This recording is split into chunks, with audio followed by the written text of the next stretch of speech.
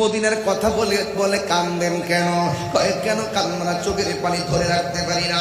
Medina থেকে আসার সময় ভিতরটা এমন একটা তুফান শুরু হয়ে যায়। যদি মদিনায় বাড়িটা হইতো, চিৎকার মেরে কি আল্লাহু আকবার বলা যাবে না?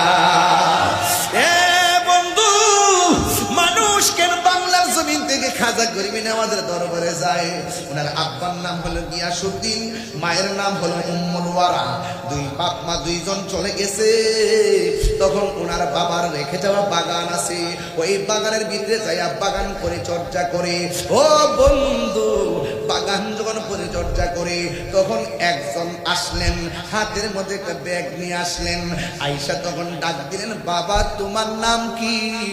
আমার নাম হলো হাসান। জোরে কোন নাম কি? আমার নাম হলো হাসান। এবার লোকটা ডাক দিয়ে কয়, আমি তোমার বাগানের মধ্যে আসলাম। ওই হাসান মানে হলো খাজা গরিবী নওয়াজ বাগানের মধ্যে যখন পরিচর্যা করে, এবার তিনি আসার পরে মনে মনে ভাবেন, যেহেতু পাগলটা আসছে, কান্দের মধ্যে একটা ব্যাগ নিয়ে আসছে, আমার দায়িত্ব হলো বাগান থেকে ফল নিয়ে তার মেহমানদারি করা। এবার তিনি মেহমানদারি করলেন। এবার পাগলা কই, তোমার নামটা যেমন সুন্দর, নামের অর্থটা সুন্দর, তার চাইতে তোমার বেতরটা আরো সুন্দর। আপনারা বলেন বেতরের খবর কি সবাই জানে নাকি? আর জানে নাকি? এত ভালো বাসা দয়াল রে দয়াল, কেমনে বইলা গেলি আহিরে।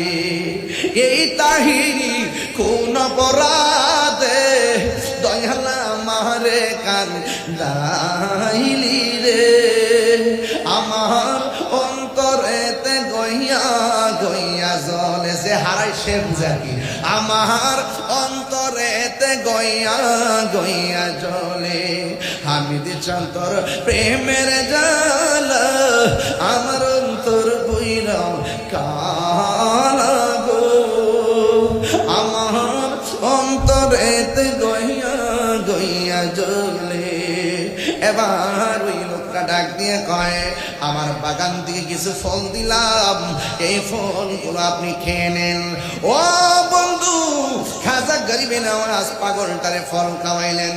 এই মানিকগঞ্জের বাবা, একটা কথা মনে রাখবেন, বাড়ির মধ্যে পাগল আসলে, সালাটালা পইরা আসলে, সালাটালা যদি পইরা আসে, কোনোদিন ওই সালাটালা যে পইরা আসে, কোনোদিন তাকে ধমক দিবেন না, কোনোদিন তাকে মারবেন না, কোনোদিন তাকে পাগল বলে তুচ্ছ তাচ্ছিল্য করবেন না।